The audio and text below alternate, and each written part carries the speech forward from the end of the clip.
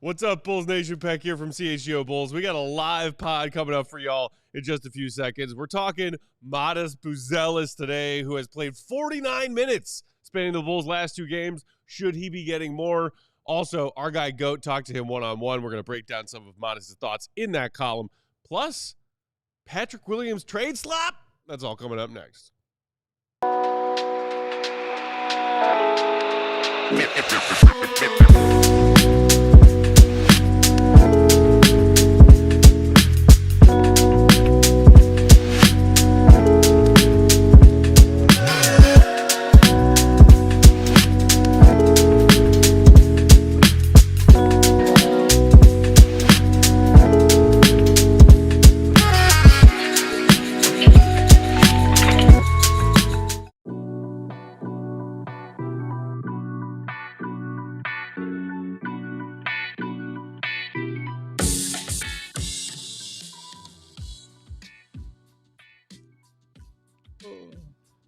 What's going on, Bulls Nation? Welcome into the CHGO Bulls Podcast. Coming to you live from our studios here in West Loop, downtown Chicago. I'm Peck, Bulls_Peck. That's Big Dave. Bow!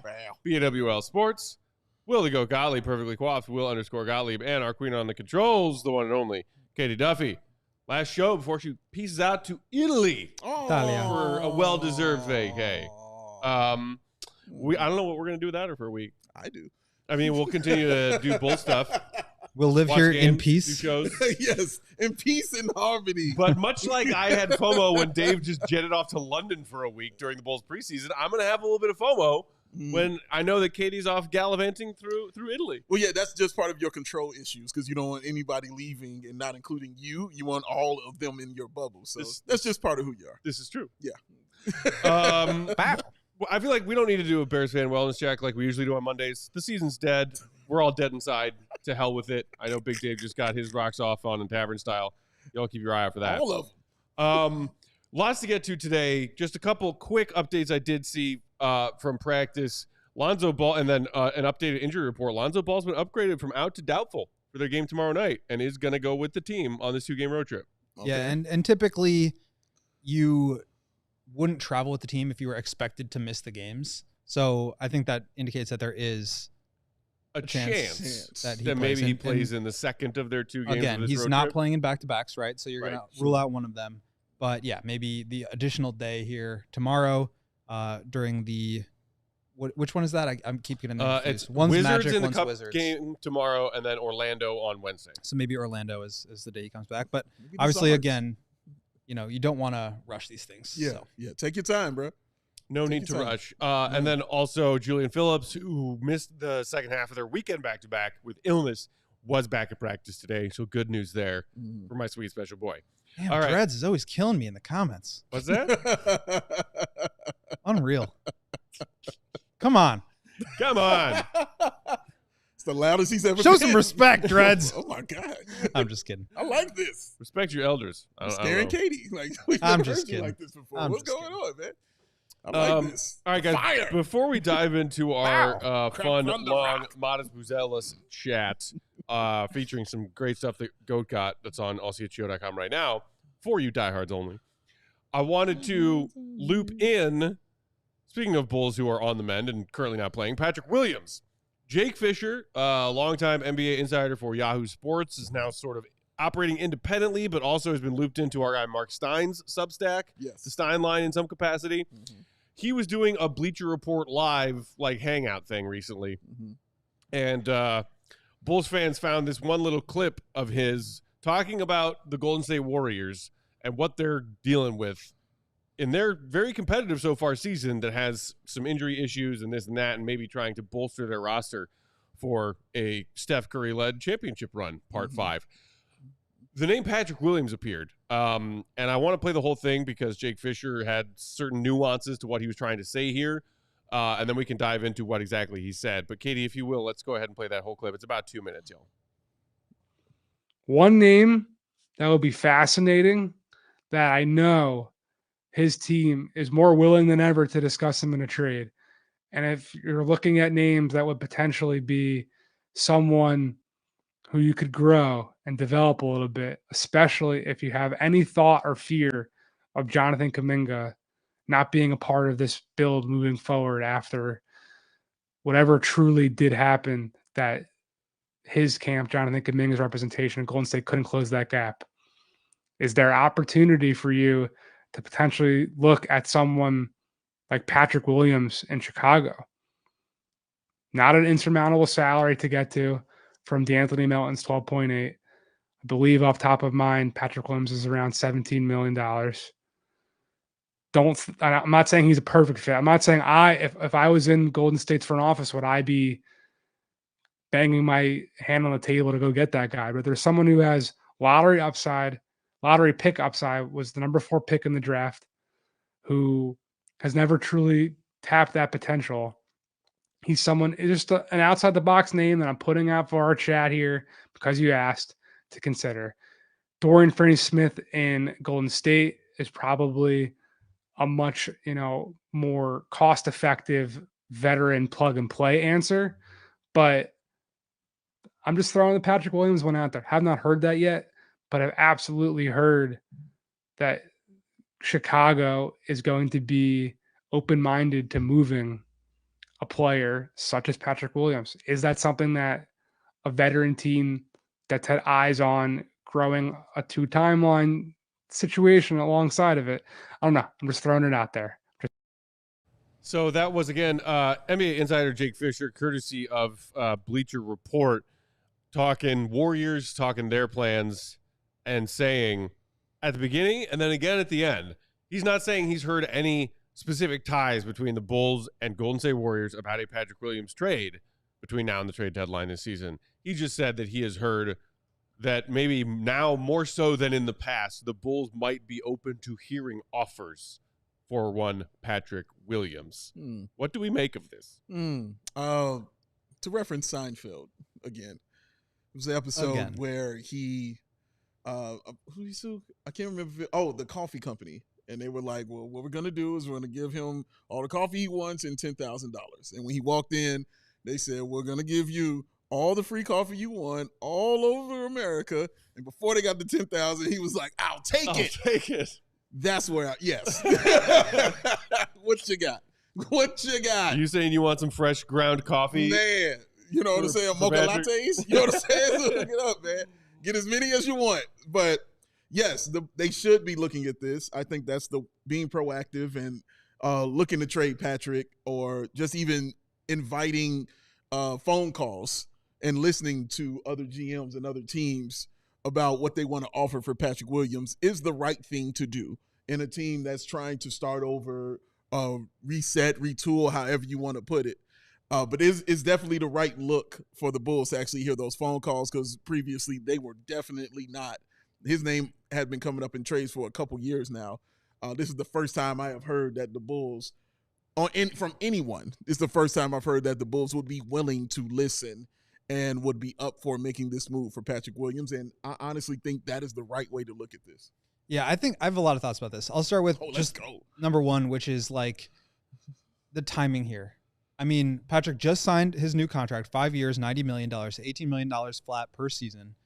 That's a good deal. Like, it's probably, not the very best they could have possibly gotten. Like, maybe they could have squeezed him a little bit more and gotten him down to like 15 or 16, but whatever. I mean, this is a good deal that he's on now for the entirety of his 5 years with the Bulls. The issue for me is that this is coming out as Patrick Williams is hurt. And like, what I don't want is for the Bulls to end up in a situation where they are selling low on a guy that they just invested in. Patrick cannot be traded until December 15th because he just signed his new contract. So we're not going to see anything imminently. But, to your point, Dave, this is certainly the approach that the Bulls should be taking right now, which is everything's on the table. Yeah. They cannot be in a situation where you're, too high on your own supply. You're coveting your own assets too much. And I think they should be open to trading Patrick. But if they're going to be doing that, you want to at least have him play in a little bit better so that you can maximize value. And I think the Warriors are an interesting team.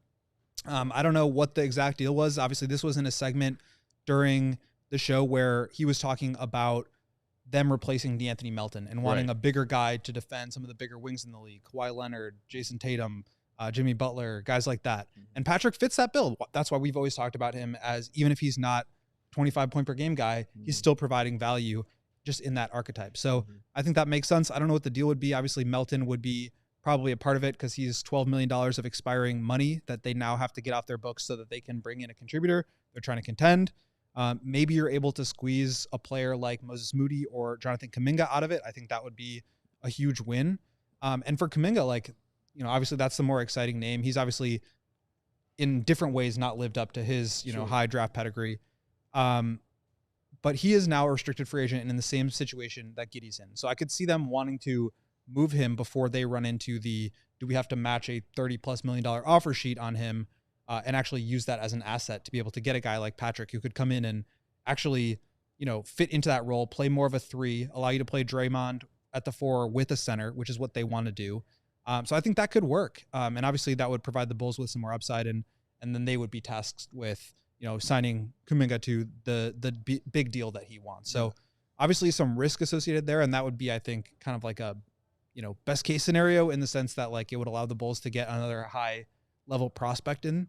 But, you know, I don't know that we're ever going to see like the fully actualized version of Patrick Williams here just because, you know, it's been 4 years and we still haven't. Not to say it can't happen, but I would like to see him in a situation where he could grow and develop in a way that's a little bit more conducive to his actual skill set. And maybe Golden State could be that. And to your point with that, I've seen 2 players go to Golden State, both whose potentials people thought they weren't truly fulfilled. And I'm talking about Wiggins and I'm talking about Otto Porter Jr. And I saw Otto Porter Jr. have his best time in Golden State and ended up with a championship. And I watched Wiggins have his best time as an NBA player and end up with a championship. So coaching matters, culture matters, where you end up, all that stuff matters. So we'll see if that kind of change of scenery could help a guy like Patrick Williams if this trade is made. And just to like add to this, you know, I'm not saying the Bulls should trade Patrick Williams. Like, I don't think that they need to be like getting off of him, but I do like the approach of nothing's off the table. You know, we're going to be open to moving guys and not being too committed to our young core. Like, I think that's how they have to start turning this roster over is by getting value where they can. And if they feel like they can get a better long-term asset, Patrick is a good long-term asset right now because he's under a good contract, but can they turn that into something even better? Then yeah, they should be considering it. I mean, I don't know how I feel about, well, I guess I should say, I know I don't love the idea of getting Kuminga in a trade and then needing to sit down at the negotiating table with him on a similar, you know, scenario to the Josh Giddey one that, as Goat just stated. Like, how much do we want to quite literally buy into the future of this young player? And do we believe in their ceiling? Do we believe in their untapped potential? And do we think a change of scenery can really open up parts of this young player's game that we haven't seen yet? I've always been like sort of about Jonathan Kuminga. I haven't disliked his potential. I haven't loved his potential. I just think, decent young player. He's cool. The thing that I find more interesting is just the fact that whether it's talking about the Warriors and Kuminga or Moody or the fact that they're dealing with the loss of DeAnthony Melton, at all the fact that this is somebody saying who has some sources, the Bulls might listen on Patrick Williams, which to me, like, whether it's Golden State or anybody else, that's the important thing. And that's the thing that I will continue to keep my ear to the ground on because it's different than what we've heard before, as you said, Dave. And as we are about to spend the majority of today's episode talking about a particular player, Matas Buzelis. Bulls fans always say, oh, like, we're going to trade away this young player with his untapped potential, and we're going to go watch him blossom at this other place. People say it about Larry Markkinen. People say it about Wendell, even though I'm like, whatever, Orlando, you can have him. But, like, the fear that, like, Patrick's going to be the next one to go away from here and turn into this star young player just because the Bulls suck and have always sucked at developing young talent. I no longer have that fear with Patrick Williams. After watching the first umpteen games this season, I don't.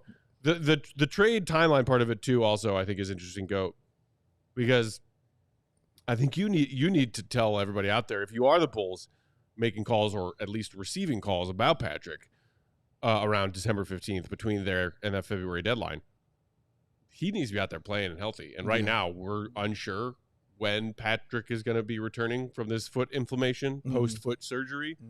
That's a hard piece to sell. Yeah, and if he's not, I mean, there's no way you're getting an asset for him, let alone like a potentially really good one like Kuminga. So right, they have to play this the right way, and that includes getting him healthy, getting him out there, and not selling at the bottom of his value. Yeah, yeah.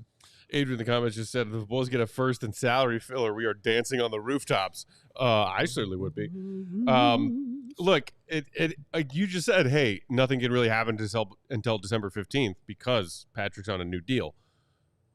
When you start a new NBA season, you always know that, like, okay, December 15th until anybody can be traded part. That's in 3 weeks, y'all. It's November 25th. Yeah. So keep an eye on this. We got to take our first break. When we come back, we're diving into all things Matas Buzelis, who looks like a rookie who needs some more minutes over the last couple of games. That's coming up next.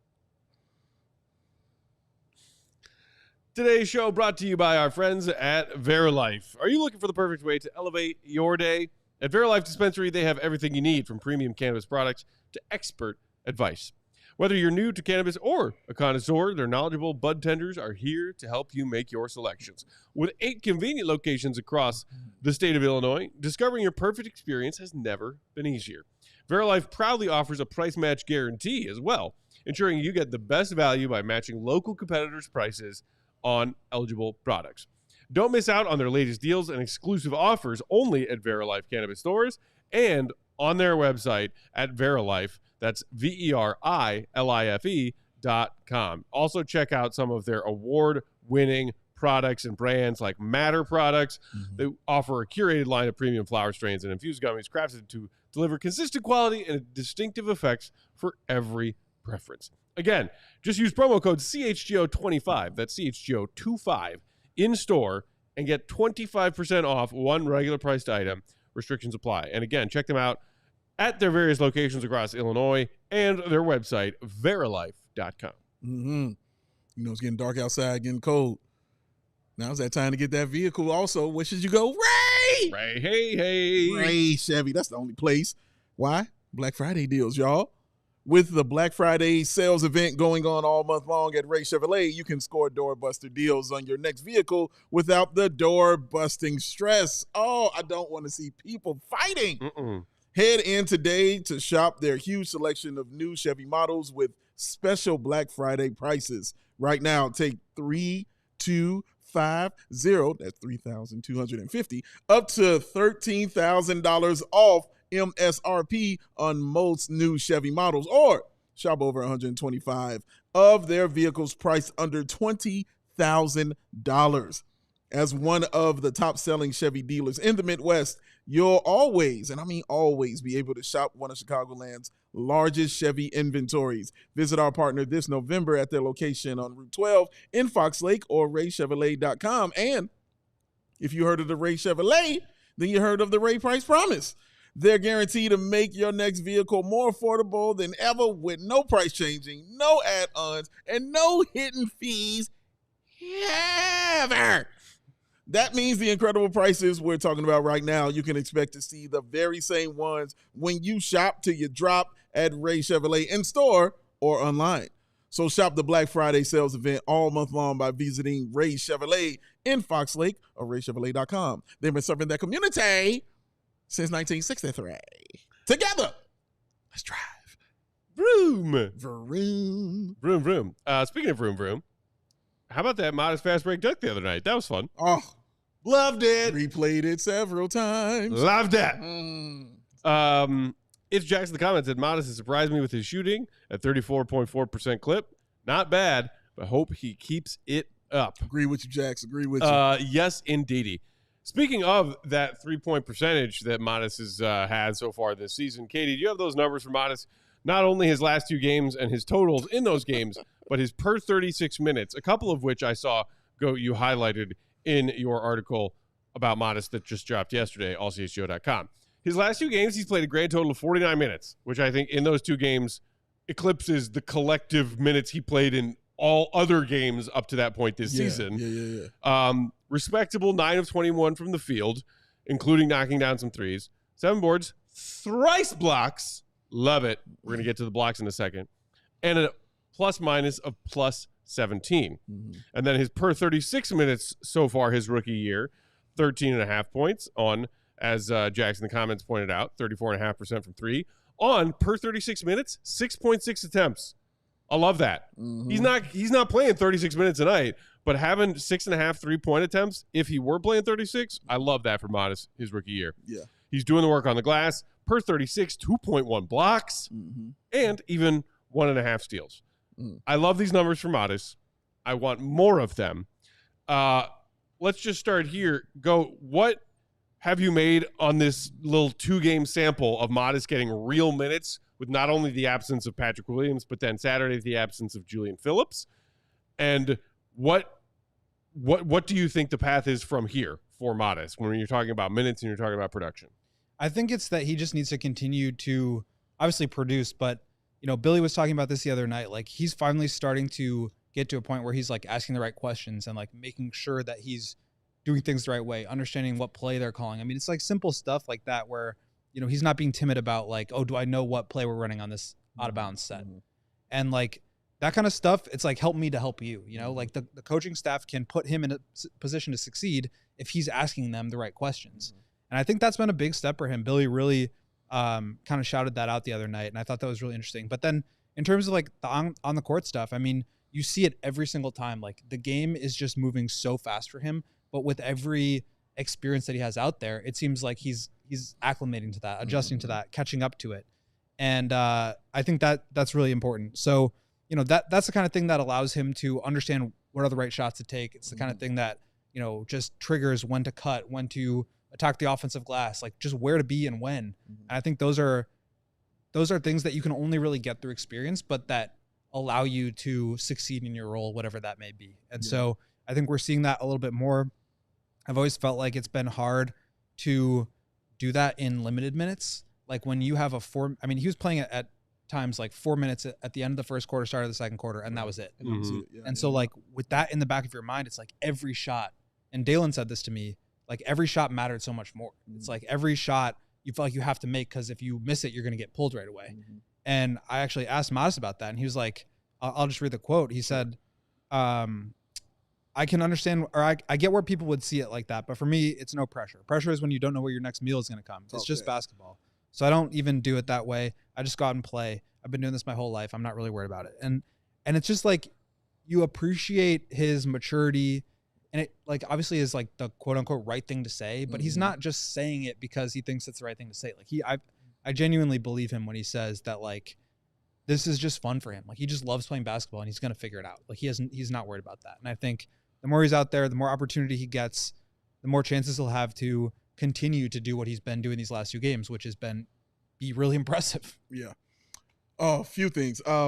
That quote right there, when you said that, when he said that's not hard, finding out where your next meal is coming from, it's hard.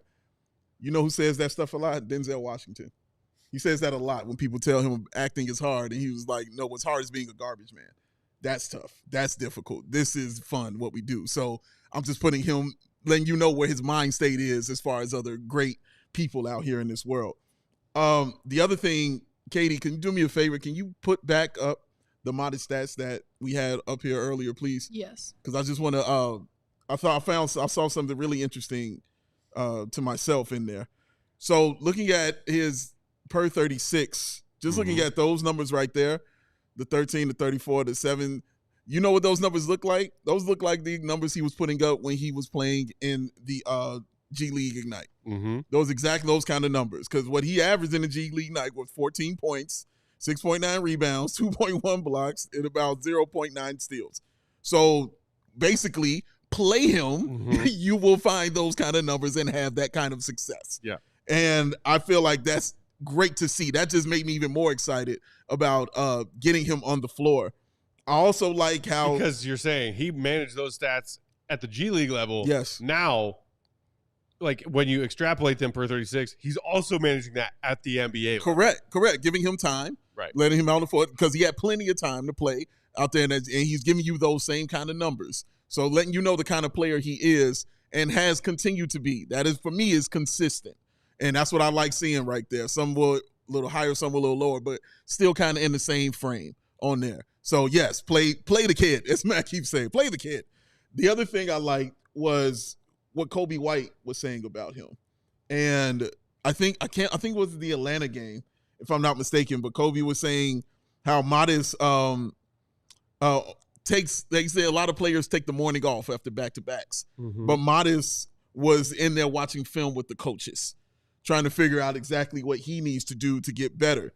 And he was like, that's a big thing to see him doing something like that, because it's not something that you normally see young guys doing or even veterans doing. Mm-hmm. So, again, we talked about this, Matt, about how basketball is all he wants to do.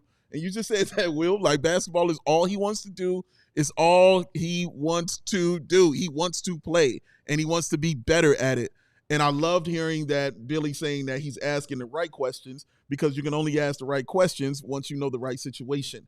So he's continuing to be put in these right situations, so things are just going to start clicking and clicking and clicking, and the things will start turning and turning and turning, and you'll see him get better and better and better. Play him.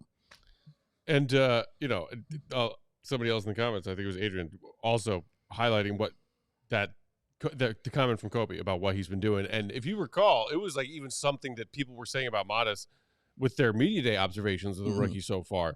He has never once stopped asking questions of his veteran teammates. No. He wants to learn because he wants to get better, Yeah. which is what I think most Bulls fans want to hear, because we have questions sometimes. Like, you know, who's really putting in that kind of work to get better? Exactly. And with these couple of games on Friday and Saturday where Matas has gotten a real run, a real spot in Billy's rotation, you want to see more of it, and you wonder when Patrick comes back. Hopefully he does soon. Julian, probably back tomorrow night, just like had the sniffles or whatever. What happens to Matas's role? And does it change? Does it evaporate? Or does Billy Donovan say, you know what? I need to play this kid more. I will figure it out rotation-wise, but he's showing me things. And, you mentioned some of the praise that Billy had for him, Goat, after one of their games this weekend, and, it was there. Billy clearly is a fan of Matas. Yeah. He understands he's a rookie, but he said, even in his critiques of what Matas showed in that weekend back-to-back, he talked about, improving his blocking out, his physicality around the basket, dealing with physicality that comes on post-ups, physicality that comes on cuts to the basket. He said all of those things are just normal growth moments for a young player. But in the meantime, hey, I've loved his rim protection. Yeah. I've loved his shot blocking. And we all love the fact that he's getting out and running. Yes. Billy has said, y'all run, you'll have fun. You stop running, we won't. It rhymed. Matas, young, fresh legs, ready to run. All the time. He really does fit in so well with what team they're trying to be. And if you think about like what the knocks on him were in the draft, it was like, obviously the shot is a question mark, and we can talk about that more, but his ability to create offense for himself, obviously he's got the ball handling skills, but like, can you put that together? And when you're running like this, when you're attacking closeouts, when he's reading those right, like you don't have to bulldoze your way through guys, where he obviously is going to be at a disadvantage because he's just really thin right now. He doesn't have to do that if he's attacking closeouts or if he's running in transition. And especially now that he's hitting some of his threes, like those driving lanes are just opening, and you can see him processing that, learning which way to drive into a closeout, how the closeout is coming. Is it a short closeout? Are they trying to run him off the line? All those things are going to help him so much. And again, it just comes back to getting him that experience. And I think, to circle back to your original question, Matt, like how does this work when Julian comes back, when Patrick comes back? It's like at a certain point, there's going to be no more denying it. Like they do have to move towards Matas at some point. And I know they want to bring him along slow. I know they want to be careful, but like we're reaching the point of no return. And now that he's gotten, 20 plus minutes in consecutive games, like you kind of have to, I think there will be some sort of pullback, but you have to continue to go that direction at a certain point. You have to. And it's interesting that we were planning on talking about Matas today, and this, this 2-game span where he's played nearly 50 minutes. And meanwhile, Patrick is out nursing the foot. And then this Jake Fischer, Patrick Williams stuff pops up. And it's just like, okay, well, when we're figuring out how Matas can find his way to a larger role as his rookie year progresses, maybe there's an avenue. We got to take one more quick break here on CHGO Bulls. Stick around, hit the like button while we're reading you these ads, and we will dive right back into our Matas conversation. I want to touch on the shooting that Coach just mentioned a minute ago. That's coming up next. Hit the like button. Stay right here. Today's show brought to you by Prize Picks. Prize Picks, y'all. The best way and the best place to get real money sports action. With over 10 million members and billions of dollars in awarded winnings. That's billions with a B. Prize Picks has made daily fantasy sports accessible to all. Just pick more or less on at least 2 players for a shot to win up to 100 times your cash with that lineup. Run your game all season long on Prize Picks. Prize Picks is also the only real money DFS platform with an injury insurance policy so that your lineups remain intact, stay in play, even if one of your players goes down with an injury. Mm-hmm. If your player leaves in the first half of that game that you made a lineup for and does not return in the second half of that game, the rest of your lineup stays live. I also love how quickly and easily I can get my money in and out with Prize Picks. Their withdrawals are fast, safe, and secure. When my picks hit, I can get my money in as quick as 15 minutes. And now, I mean, talk about easy. Prize Picks offers Venmo for quick and easy deposits and withdrawals into your account this sports season. So here's what you do. Download that app today, the Prize Picks app, and use promo code CHGO. And guess what? You're getting $50 instantly after you play your first $5 lineup. What? That's promo code CHGO to get $50 instantly when you play your first just $5 lineup. Wow. And guess what? Whether or not that $5 lineup wins, hits, misses, doesn't matter. You get the $50 either way. Bam. Prize Picks, run your game. We are here at CHGO, sponsored by the Chicago Sports Network, the new home of the Blackhawks, Bulls, and White Sox games. CHSN will broadcast more than 300 live games per year across the Blackhawks, Bulls, and White Sox, and will feature a full lineup of original Chicago-focused sports content. They are Chicago-based, they are Chicago-built, and they are Chicago to the bone. And they're bringing it to every corner of Chicago across our beautiful 77 neighborhoods and beyond. At CHSN, Chicago comes first. Visit CHSN.com for more info on how to watch the Bulls, Hawks, and Sox games all season long. And after you watch those games, tune into the post-game shows of all of those teams right here on CHGO. Bada bing, bada boom. Slap, slap. Continuing on with our conversation on Bulls rookie sensation, Matas Buzelis. We should get minutes this weekend, and I want more of them. Big Dave, you mentioned his G League Ignite stats, I right? did. When comparing him to his Bulls per 36 stats thus far. Sir. And you mentioned the shooting. That was one thing that people were talking about with Matas when we were looking at these 2024 draft class prospects. Is like, yeah, he shot the ball pretty well, especially towards the end of his high school career. But then G League Ignite, like, what was up with those shooting splits? Mm-hmm. Is this a concern? Is this a red flag? Is that maybe why he fell in the Bulls' lap at 11? Meanwhile, 34.5% on his modest minutes and his modest amount of attempts. I'm good with that, assuming it continues to build in the right direction. Mm-hmm. And you got some good quotes from him in this Q&A with him. Flex. And he talked about adjusting his shot and finding consistency with his shot as far as transitioning to the NBA. I don't know if you have that one quote, Katie. Just adjusting to the NBA game, I know I can shoot the ball. I work extremely hard at it. It's just getting more NBA reps, cough, and getting the feel of playing in an arena, playing against a lot of fans, and just getting more confidence. It's going to start falling, end quote. I thought the thing about playing in front of fans, like lots of fans, playing in bigger arenas was interesting because I don't really ever think about that as an NBA fan. I'm just like, yeah, it's a court. Go out there and play. Yeah. You probably played in bigger arenas with lots of fans in them, whether you played college ball, whether you played professionally overseas for a one-and-done year, or in Matas' case, G League games. Mm-hmm. You know, there are fewer people at a Windy City Bulls game than a Bulls game. This is true. But, I mean, clearly my favorite part of that quote, to no one's surprise, is getting more NBA reps. Mm-hmm. But, what did you make of that part of your conversation with Matas talking about finding consistency with his shot at the NBA level?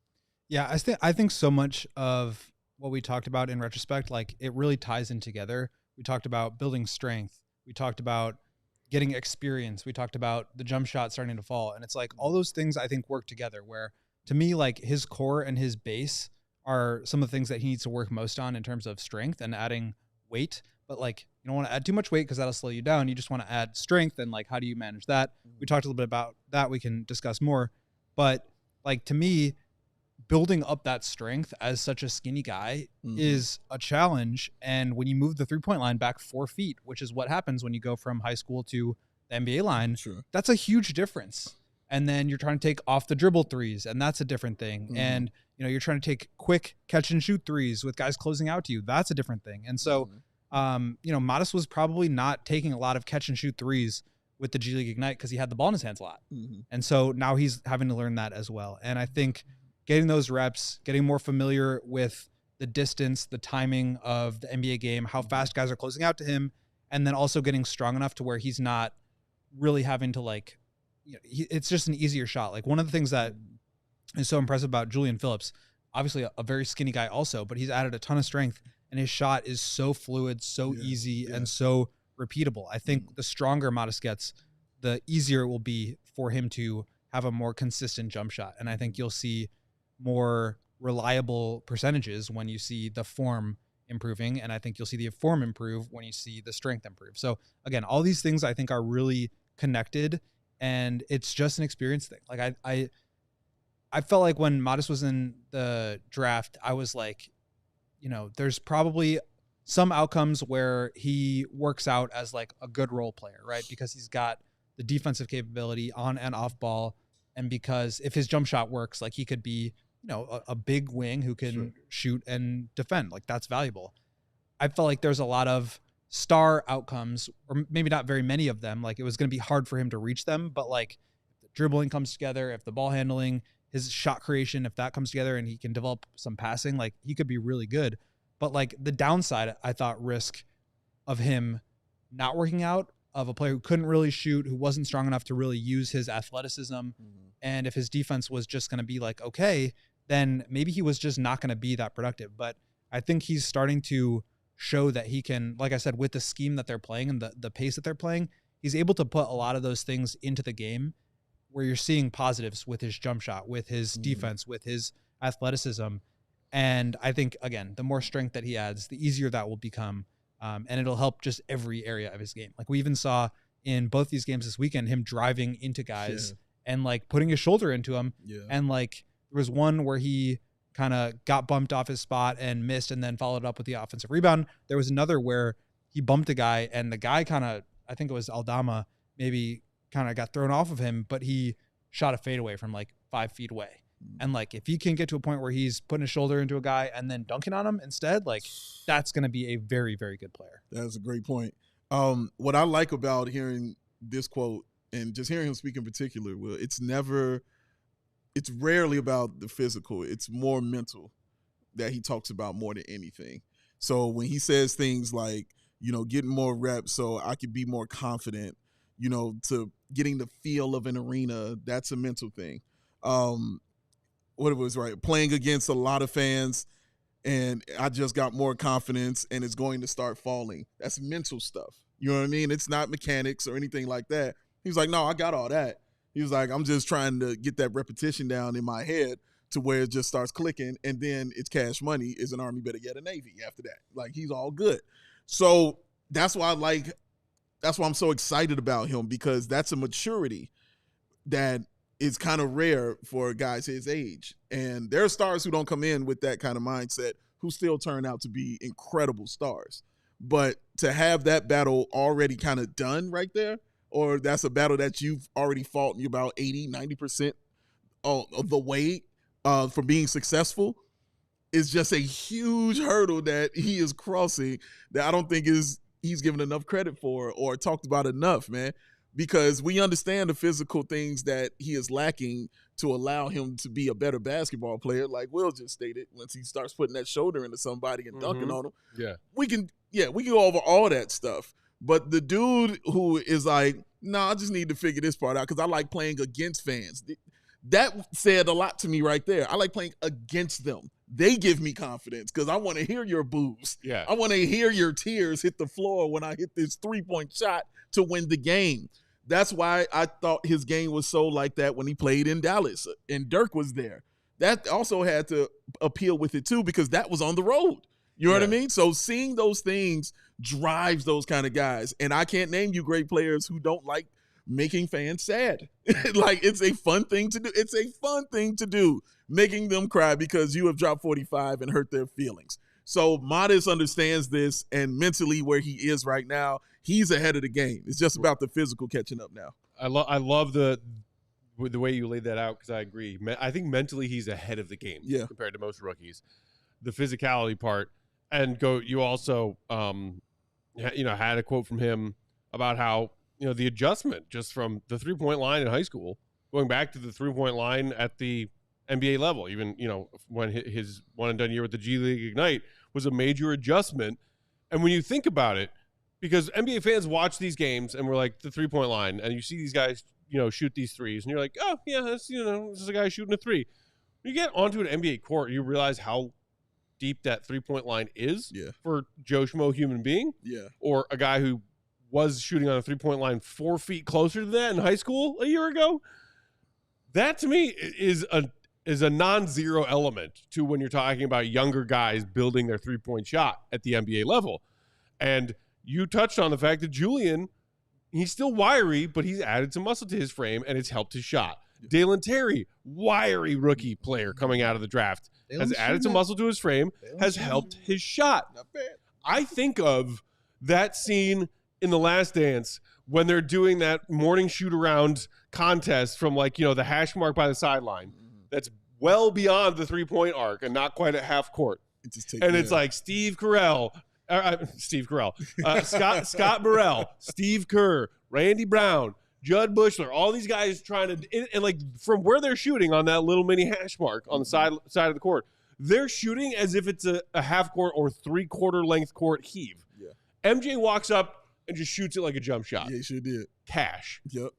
When I'm talking about younger guys developing their 3-ball at the NBA level, I think of that because MJ, perfectly tuned, defined body, muscle, physical, muscle memory.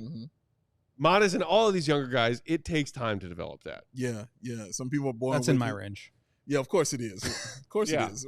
I never doubted it for a second. I wanted to see those 3 balls at your G League tryout so bad. Go. You know what I mean? You complained to Joey about that one. Where's the game tape? Where's the footage? We want it. We need it. Yeah, he's just an exciting young man, and I'm glad that Billy has gotten to the point where he's kind of gaining that trust. We talked a lot about that when Will Purdue was here, about gaining the trust, you know what I'm saying, of a Billy Donovan. And I like the fact that now Billy is like, okay, it's like Billy had to set some hurdles and some traps, you know what I mean, for him to go through and see if you can handle that. Now, I'm going to yank you out with 4 minutes left and not play you no more. How you going to take that? Because it could happen. You having a bad game. Let's see how you handle it, I'm going to put you up against Matas. And you're going to play against him the entire game. Let's see how you handle that. Oh, okay, you want to play like that in Dallas? Well, here, go ahead and run that. Let's put you in the corner the entire time, and let's just see if you can shoot these threes and not complain about it. Okay, we can do that. Then you get benched next game. And then get benched, right, and then not play. And then I'm going to send you down to this G League and then call you up the next game to come play. You know what I mean? Like, it's all mental hurdle. It's all mental stuff, man, that Billy is trying to get and test with that young man. And he's passing all of these tests, which is why Billy can now speak highly of him and say these things that he's starting to say about this young man. Because it's never about the game. We all know he can play. Not the game. Not the game. We're talking about the mind. We're talking about practice. But we all know he can play. We all know he can hoop. We all know he can get out there and do his thing, and he just needs a chance to do it. But Billy is like, yeah, but mentally, can you handle this league? Can you take care of this stuff? You know what I mean? Because everybody's going to be coming at you. And Matas has been kind of built for this. Well, we had his flex. Yes. When we had his guy in here, his shooting coach in here, and he talked about that, how the people around him just are always hard on him mentally and physically when he's on the floor because they're trying to prepare him for these kind of situations. And you just see it kind of coming to fruition. And I'm glad it's impressing Billy, and I hope it impresses him more to the point where he puts him out there on the floor more. BDB in the comments saying, I was happy to see how seriously Matas has been taking his defensive assignments. Came out a little hot, but it worked. Let's put a pin in that. We got to take our final break here. But when we come back, I want to dive into some of the stuff on the defensive end that we've seen from Matas. And that 2.1 blocks for 36. We're going to talk about that and then also a bit more about Matas' physicality on the other side of this final break. Stick around, hit the like button for our friend Katie. You know what, Dave? Yes, man. Yesterday was, well, it was another Bear Sunday. It was. You know what helped? Tell me. Chill mindset. Chill mindset always helps, y'all. He embraced it. That's right. Mm-hmm. Get yourself a Coors Light after you choose a chill mindset. Between work, social media, being a Bears fan, hell, being a Bulls fan, and the choices that life throw our way, it's no wonder we can get a little worked up sometimes, a little stressed out. A little cranky. I've had it up to here since 2017. Coors Light celebrates rising above and choosing a chill mindset. Why not turn a rained out barbecue into the co-hosted 4,000th annual Will Go Gottlieb and Will Purdue karaoke party? First 3,000 were okay. Or after a tough loss, settle the score with an ice-cold peace offering. Make the choice to choose chill, then reach for a Coors Light. It's mountain cold refreshment. When the mountains turn blue on that can or that bottle, you know the beer inside is as cold as the Rockies and ready to drink. Mm-hmm. Coors Light is cold lager, cold filtered, and cold packaged for a smoother finish. Look at him. Chill. When you embrace a chill mindset, that's a good time to choose chill and crack open a Coors Light. You can also make the most of your time to chill by choosing Coors Light and getting it delivered straight to your door. Go to CoorsLight.com/CHGO basketball to get it delivered straight to your door with Instacart. Again, that's CoorsLight.com/CHGO basketball. Celebrate responsibly. Coors Brewing Company, Golden, Colorado. Colorado. Katie, when you're walking around your house talking to yourself, what time is it? Game time hoop. Yeah. And don't y'all forget about Game Time Picks. It makes getting those tickets easier than ever to see your favorite teams play live. Game Time Picks filters out the fluff to show you only incredible deals on great seats so you don't have to waste time searching through thousands of tickets. Who wants to do that? Not me. Oh, Game Time Picks, the curation, makes it easier to save more on sports, concerts, comedy, theater, and any event that you want to see. And of course, they got the all-in pricing. Of course, they got that lowest price guarantee. Of course, they got that Game Time ticket coverage. If you purchase that ticket, it is covered by the most flexible customer service policy in the ticketing industry. But they definitely have the Matt Peck Big Day special seat views. We need to see it. Show me where I'm sitting. Show me where I can stretch. Show me what you're working with. Show me what you're working with. Give it to me. Give it to me, baby. Give it to me, baby. I need to see it. Shout out to Seat Views. Take that guesswork out of buying those tickets with Game Time Picks. Download the Game Time app. Create an account. Use that code CHGO. Get yourself $20 off your first purchase. Terms apply. Terms apply. That's CHGO. Get yourself $20 off your first purchase. Terms apply. Terms apply. Download Game Time today. Because my Peck. What time is it? Get out. We roll like how along. you slammed it down, like dunked it like That's that. right. While I'm gone, I just want to be clear that I need y'all to harass Sarah as much as you harass me about the Empire theme song. No, Sarah sings though. Does she sing? Yeah. On this show? Yeah. Talk about your all-time backfire. On You this are very literally the show. only one. I'm gonna be. I'll watch the shows Please. and I'll see if Sarah sings. And she will do it. Yes, she will. Also, none of this weird back channel stuff where you're like, oh, by the way, Sarah, like you're filling in on Bulls while I'm gone. Don't sing No, the no, no, no, Empire no. theme song. No, I'm not gonna do that. That would be petty. You're learning Katie though. That's well done, sir. You're learning Katie. I Pew, wouldn't do pew. that. That would be petty. Is something you just said to Petty Peck. Yeah, right. So Oh, game recognized game is what he just something said. being petty to me does not like disclude it from being a thing that can happen. Game recognizing I game. love petty. He does live for it. My middle name. He does Every live time for it. Petty Peck comes up, I always sing it in my head to Many Men by 50. Petty Peck. Petty Peck. Petty, petty, petty, petty, Peck. Well done. Oh, and shout out, let me say what's up to my man Matas. Will told me he gave me a shout out, told me to say what's up. What's up to you, bro? Good to see you. Oh, Matas Buzelis? Matas Yeah, the Bulls Buzelis? rookie that we're talking about? Matas Buzelis, yes. Well, they became Flex. My guy. they became tight out in Vegas. Yes, Summer League. yes. When we did our Flex. interview and everything together, yes, that's my guy. I can't Played believe you video didn't flex games. yourself on that one. No, I'm just saying what's up to my guy. That's all. That's my guy. Hey, Matas, come sit on set with us. Yes, bring Come it. hang out. Come on, hang out. Come hang out. Come hang out, sir. while we tell all of Bulls Nation how you need to be playing more minutes. And you can agree with us. Don't tempt him with a good time. Would you? Oh, you're not of drinking age. Never mind. Man, already. Embrace chill. Oh, sorry. Drinks responsibly, but so kids. BDB with that comment about taking the defensive assignment was talking specifically about him getting into it with Bogdanovich the other night. Okay. If you recall, Yes. there were a couple of moments where Matas and Bogdanovich were kind of jawing at each other. Yeah. And somebody else in the comments said, "Yeah, I saw that too. I loved it." Woo to J84 said Matas came in talking trash, which something this Bulls team has been severely lacking. Severely. We need more goonage. More. We need more tough guys. Yes. And as our guy Callie would say, fewer choir boys. Choir boys, yes. And Matas was talking shit in summer league games. Yes, he was. Which I love. When you're talking about the defensive end and this Bulls team not really having much defensive identity at all right now, one of the things that we have seen consistently is our rookie Matas looking capable and brave in help coverage scenarios on the defensive end, rotating pretty well for a rook, and blocking shots in different ways. He gets blocks standing in front of in the paint saying, "I'm not going to give you a free truck down the lane. Right. I'm going to sit here." He had one of those blocks on Saturday. He has recovery blocks, chase down blocks, help weak side blocks. Thus the 2.1 blocks per 36 minutes. There is some element of what Matas can already do on the defensive end. Does his defensive game need work in certain areas? Of course. He's a rookie. But he's already blocking shots at what did your article say? Top 15 in block rate so far this season go? Yeah, so a couple different sites track it differently. Basketball Reference has him at 4.8 block rate. Dunks and Threes, which does EPM, has him at 5.3. So he's somewhere in there, but 2.1 blocks per 36 minutes is top 14 in the league right now.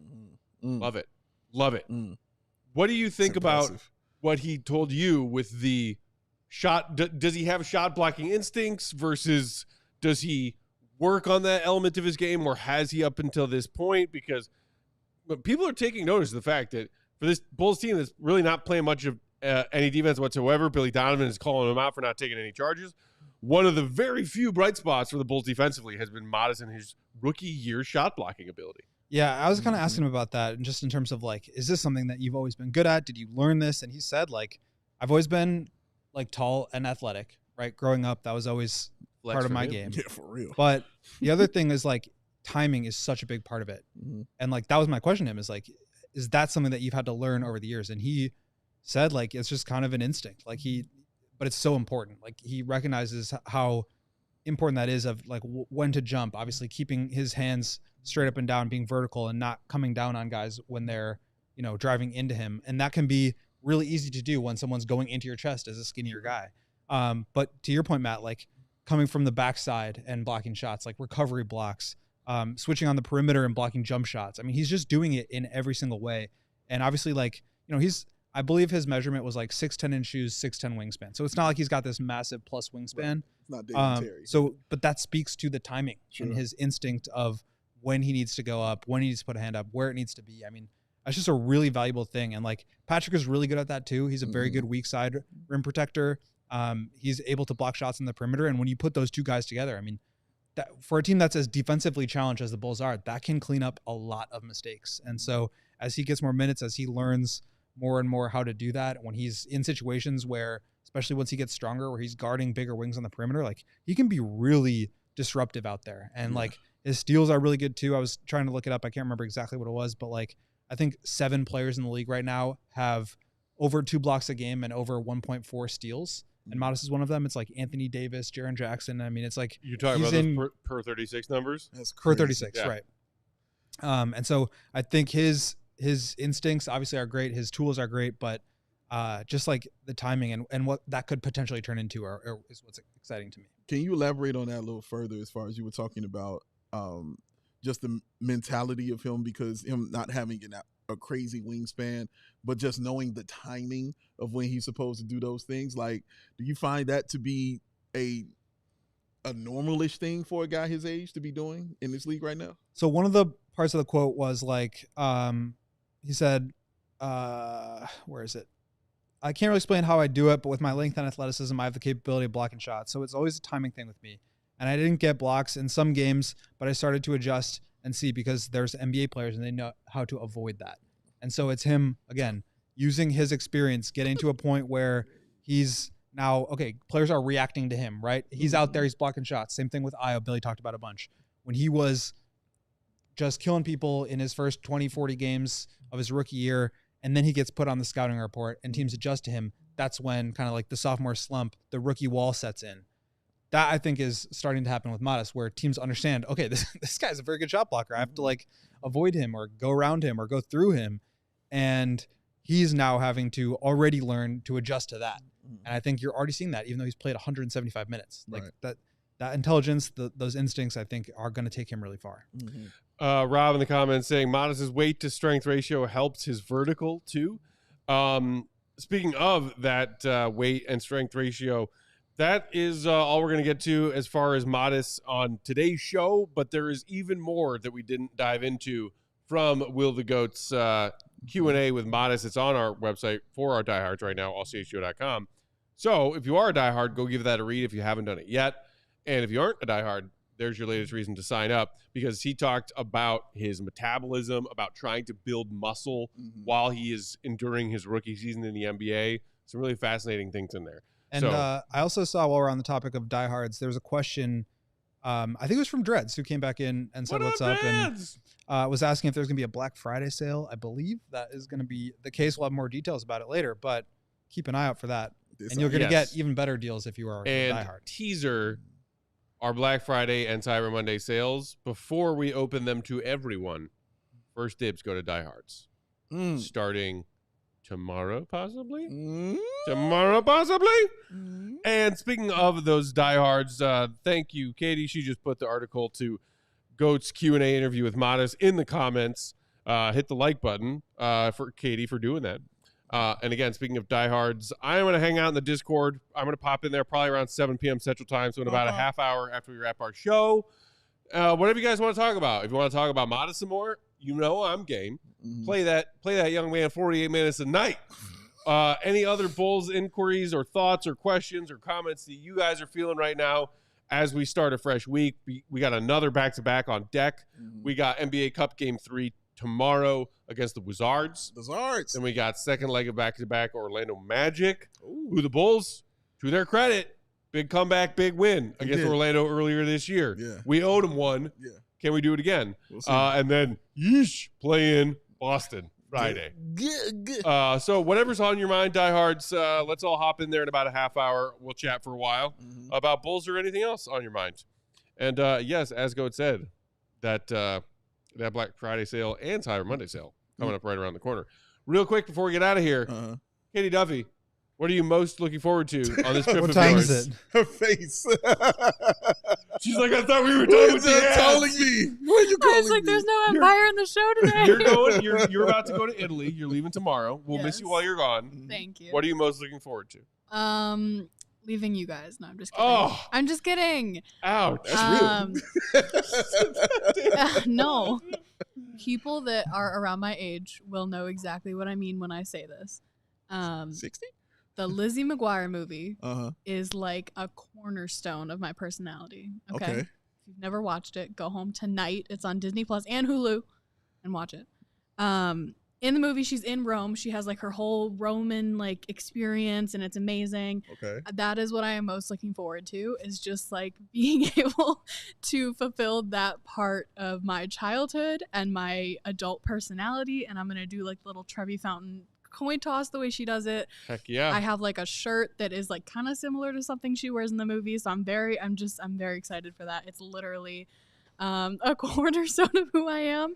And then also I'm going to watch Gladiator 2 tonight. So I'm sure I'll pick up some, some things from that. I'm doing a lot of trip research in the last 48 hours. My brother and sister just came into town for Thanksgiving, but I was going to see them tonight. I think I'm going to change my plans and go watch the Lizzie McGuire movie. Oh, you should. Yeah, watch it with them. It's a great call. Watch it with them. It's a great family movie. You're talking to a huge DCOM fan, Katie. Like, see, have you watched the movie? Yeah, of course. Okay. I was more of an Even Stevens kid than a Lizzie McGuire kid. Oh, I get that vibe. But I from respected you. Lizzie McGuire as well. I get that vibe. But from you. I listened to the DCOM Rewatch podcast. co-hosted by Will Friedle. He does. Check it out. I didn't know that was a thing. I'm gonna have to. Oh, yeah. I'm gonna have to check that out. Yeah. It's literally him and then one. I think it was maybe one of the Cheetah Girls. They rewatch all the old Disney Channel original movies and do like a rewatch pod on them. Oh, they have fresh some episode good. every week, right there in your Pod Meets World feed. If you're a Pod Meets World listener, Pod Meets World. Oh, see, JoJo in the comments gets it. This is what dreams are made of. This Amazing is what song. dreams are made of. That Amazing is correct. Song. Hey now, hey now. Paul in the comments asking Still Katie wouldn't real sing quick. Pedro Pascal fan? Yes or no? Pedro Pascal or Gladiator 1? Why am I drawing a blank? Russell Crowe? Russell Crowe. The answer is neither. It's Paul Mescal. He's the other one in Gladiator 2. Oh, Yeah, He's the that's younger right. one. In Oh, Gladiator not the 2. Paul in the comments. Some other dude. named Paul. No. It's Paul Mescal. Okay. Yeah, she's like that. Matt, I did want to show you this one thing. You wanted to show me a thing. I wanted to show you a thing because I saw this in the Wall Street Journal. You a WSJ reader? You know, occasionally, but especially for this one. Okay. So it was showing what's sexy and what's not as far as men's style is concerned. They polled about 3,000 women with this, and they talked about the unsexiest shoes. And when they came to that, they said, meanwhile, you know, famously comfy Birkenstock sandals were deemed never/rarely sexy by 72%, age notwithstanding. When worn by men under 50, always usually sexy, vote 34%. So it's not looking good for. I'm just curious about how you Just feel off about top this, man. rope coming in hot. Okay, dress shoes. Okay. Yeah, dress shoes. Yeah. Dress shoes, Yeah. okay. No, that's dress shoes. But Burks was getting worked right here. Well, you know what that tells me? It tells me that my game is that much stronger. Talk that. Because I wear Birks all the time. Talk that. And I do just fine. Talk that. Means those women have bad taste. Oh, you know what also makes him know he got that game? Because when it came to facial hair, you know what was dead last? The mustache. Oh no. Dead I'm not gonna Birks in a stash. And pulling them. So that is collectively some of the least popular stuff when it comes to what is deemed sexy. Yanking them. Yeah. Well, you Pulling know them. what? I'm so proud of you. I got my Warren and Burks and my Tom Selleck vibes. Ooh. Get in line, yo. Talk to him, man. What was the Matt nickname that I think it was Burke Heinrich. Burke Heinrich. Burke That's Heinrich. what it was. That killed Burke me. Heinrich, man. Flexing on him. That killed me. That's Will right. tosses on some Burke sometimes. You know what I mean? Just not all the time, but you know, occasional. Matt's is warm. I love through. Burks. I'm on Team Burke. Yeah. What's that go? I'm on He's Team Burke. You're on Team Burke. He's Team Yeah, Burke. I love when you show up to the office in Burks. It's rare, The Burke brothers. as opposed to Burke me. and boys. Like, Wait till you find that graphic. I was wearing Burks. Oh, like- it exists. Like middle of last week, there was a day where it was above 50 when I was getting ready to leave for the office. I wore Burks last week, Mm-hmm. mid-November, late Mhm. November. Mm-hmm. Was it the day where there was 4 inches of snow on the ground? It was not that day. No. Come on, I we're think not crazy. we should just keep collecting these nicknames, like Yeah. Burke Heinrich, Doris Burks. Doris Burks. I like that. Oh, I like Lordy. Well, yes. I mean, we did make Joey a trophy with all did. or a plaque or whatever you With call all it. of With that. all- Yes. And not even all. Yeah, you're right. That was You're the right. tip of the iceberg. You're right. It was about 33%. You're right. There was definitely a lot more we could have put on there. Yeah. But it's okay. It's all right. It's the brownie man look that gets the ladies probably. That's right. Talk to him. That's He'll right, Rob. Hey, cleaning up guess your who mess. uses brawny paper towels in his kitchen? A lot of the ladies. This guy. We are out of time for today. Thank you for tuning in. Hit the like button on your way out. Make sure you read that stuff from Will the Goat Gottlieb, chatting with him and Big Dave's BFF, Matas Buzelis. My God. AllCHGO.com for diehards only. Speaking of diehards only, I'll see y'all diehards in the Discord chat in like 20 minutes. And we will be back tomorrow. First end of a back-to-back. Bulls, Wizards, NBA Cup. Bulls 1-1. They can knock the Wizards out. Pre-game 5:30 Central. Tip-off 6. We will talk to you then. Have a great night. See you, Be good. Be safe, Katie. Have fun. Have fun, Katie. Check it out. We all silly like the mayor.